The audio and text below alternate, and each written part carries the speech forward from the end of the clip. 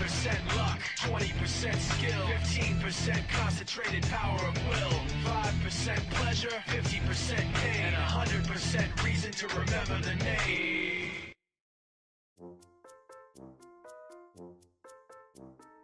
Alright, I'm going to be taking you on a tour of my bookshelf. I don't really understand why you would want to know what's on my bookshelf, but here it is.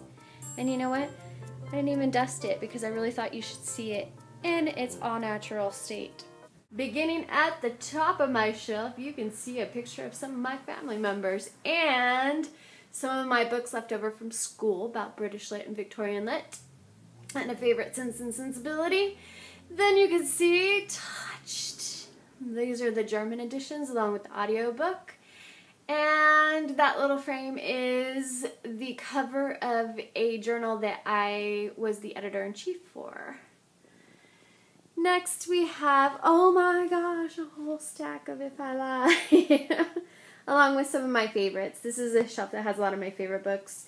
You could see Anne and the French Kiss, a lot of Laurie Halse Anderson, Where She Went, City of Bones, all the Harry Potter books. On the next shelf, this is probably going to be the fastest bookshelf tour you've ever been on because I don't know what you want me to say about all these. More If I Lie books. I collect milk glass. You can see that is my pencil cup up there. These are all books that I haven't read yet, sadly. They're on my to-do shelf, but I haven't gotten to them yet.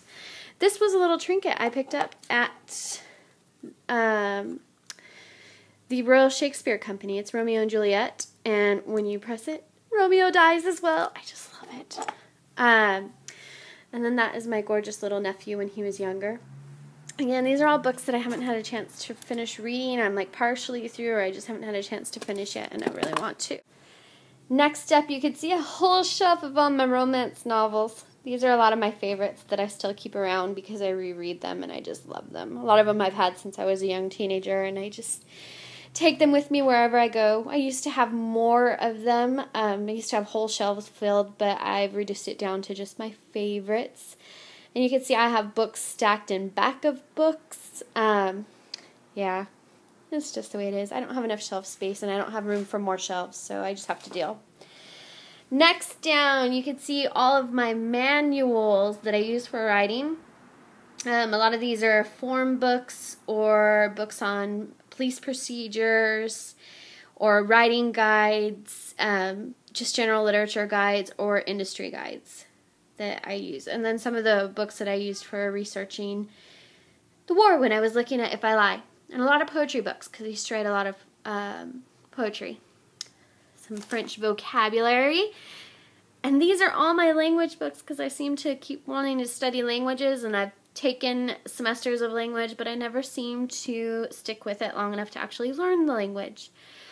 I also have some photography books because in If I Lie, Quinn and George have a common interest in photography, so I did a lot of research and reading. And then I have a lot of travel guides and things like that because I have done it. This is the top of my shelving unit. I have a lot of the Nancy Drews, and these are from when I was a kid. That's the dictionary and thesaurus back there that I've had since I was in grade school, and I still love them and won't give them up. It's a picture of me and my mom from when I was a teenager, my brother and his kids. More If I Lie, and, sorry, I'm jiggling the camera, but I'll show you, these are all covers of the Touched for the US. I'll be giving those away soon. And another bookshelf. That is a bottle of champagne I just brought back from Paris that I'm saving up for the day of my launch party for my friends and my sister and I to drink. That is a bottle of olive oil from Spinocchia from Italy last summer that I plan to give to my friend as soon as I see him. I've had it for a year and I keep not giving it to him.